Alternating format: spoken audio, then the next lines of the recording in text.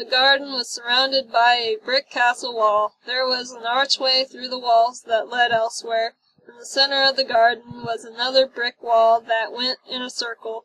From the sides of the circle seemed to be pink and gray brick with no entrance. Purple, pink, white, and orange flowers waved in the wind as the necklace in Zayak's hand kept leading towards the garden.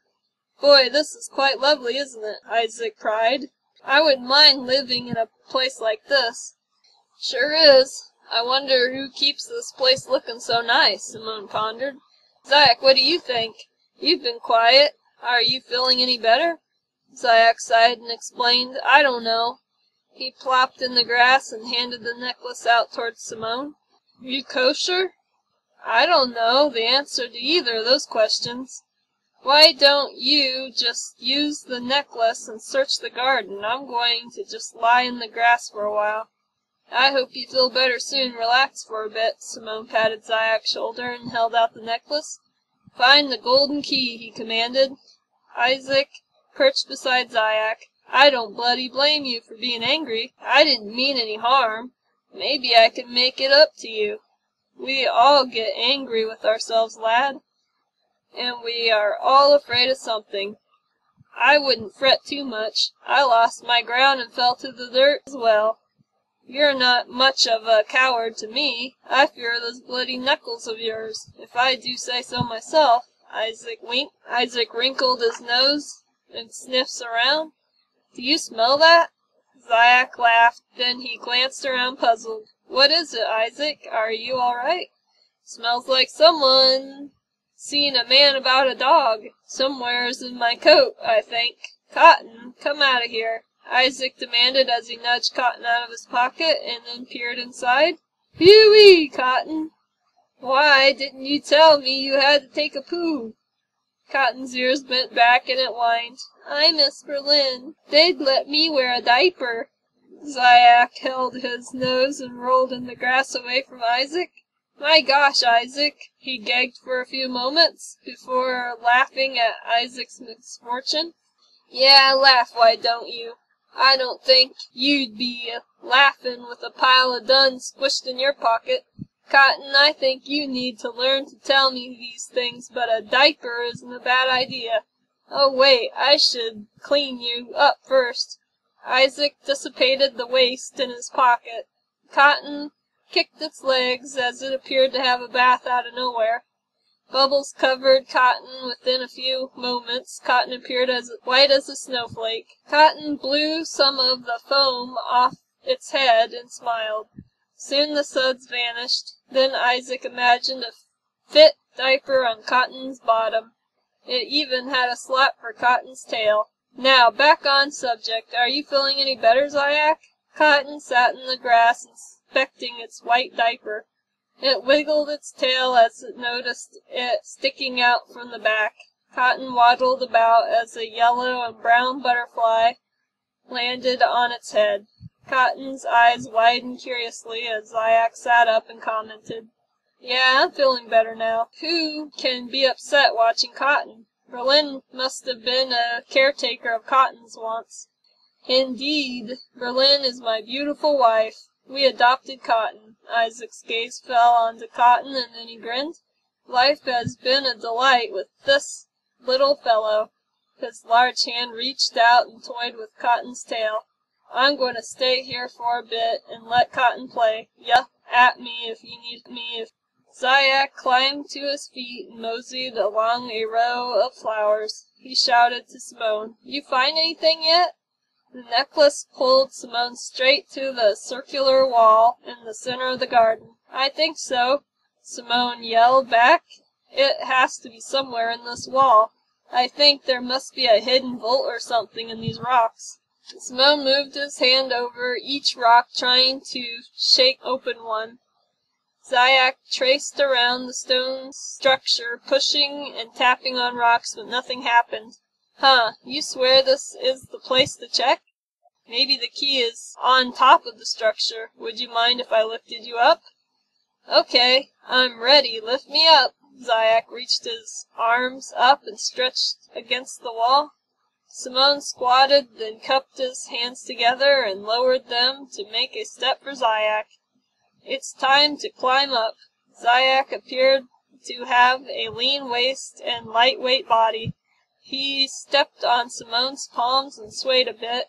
He used his fingertips to clinch onto the side of the rock that composed the dome. The wall of stone seemed like a miniature mountain. He felt his muscles and his arms tighten as he strained to pull himself to the top. He shrieked as he noticed it was hard to balance. He swore he was like a cat on a fence. He calmed himself and noticed a dark hole through the center of the dome. He felt his pulse rush as he knew he could have fallen inside the well. He kept his hands firmly planted to the cement border on top of the dome. "Simone, there's a hole up top of here." "A hole?" Zayak. "Imagine yourself to have wings you can fly down." "Wish I thought of that sooner," muttered Simone. Zayak sat on the ledge, using his inner thighs to hug the wall. "Okay," he answered as he closed his eyes. White angelic wings kept creeping up in his mind. He let the image expand out. Soon he felt phantom wings on his shoulders. They grew real and extended out of his back and towards the sun. The wings shimmered as they opened. Zayak tilted his head back and breathed. "Incredible. All right, now come on down," said Simone in awe. By the time Zayak grew wings, Isaac picked up Cotton and made his way over to the spectacle. "Zayak, I didn't know you were an angel." Zayak opened his crystal blue eyes and replied, "I'm exploring inside this well. I have to prove this to myself, and that I'm not scared." Zayak used his hands and gripped the sides of the ledge. The concrete felt like sandpaper on his palms. He shimmied in such a position to sit on the stone as if he were on a bench. He hung his legs over the side of the stone wall and his wings tucked to his shoulders. Simone yelled up, "Let's do this together. Make yourself a rope and a light. I'll join you in a minute." As if he didn't hear Simone's request, Zayak tilted himself backward, dropping down the hole. From Simone and Isaac's perspective, Zayak departed. They didn't even hear a shout. After a few seconds, the only sound they heard was the echo of a thud. Looney gulped in Simone's pocket. "I sure hope our fallen angel isn't injured." Simone gasped, "Zayak, have you gone mad?" Simone levitated and landed on the edge. He leered into the hole and cast out his hand, making a ball of light. The bulb floated down into the hole. "Zayak, are you all right?" Simone squinted to examine what he could before he followed into the opening after Zayak. Stunned, Isaac engaged the commotion. "Right then, I'll be following right behind." Isaac blessed Cotton with its own pale angel wings. "Well, now check to see if they're okay, Cotton." Inside the hole, Zayak found himself lying on his wings. They broke his tumble. He sat up and saw a white orb of light coming into focus. Simone levitated down the hole and landed next to Zayak. He reached down and gripped Zayak's shoulders. "Zayak, speak to me, man. Are you alive?" Simone shook Zayak's shoulders. Zayak rubbed the back of his head as he felt a little dazed. Space within the bottom of the pit was sparse. The orb Simone created lit the room well. They could see the inside of the stone walls, a dirt floor, and a chest near the east wall. "Simone," Zayak groaned as his eyes rolled a bit, "was I brave enough?" Cotton flew like a bird to the top of the structure. It cocked its head, eyeing the two men down below. Cotton braced, shouting, "I think they're alive." Isaac commanded, "Go down and make sure, little one."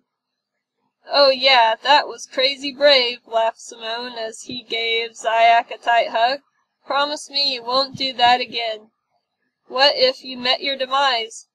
Cotton listened to the men below, then heard Isaac's stern voice. Cotton fluttered inside the hole and landed on Simone's shoulder. "You two look okay to me."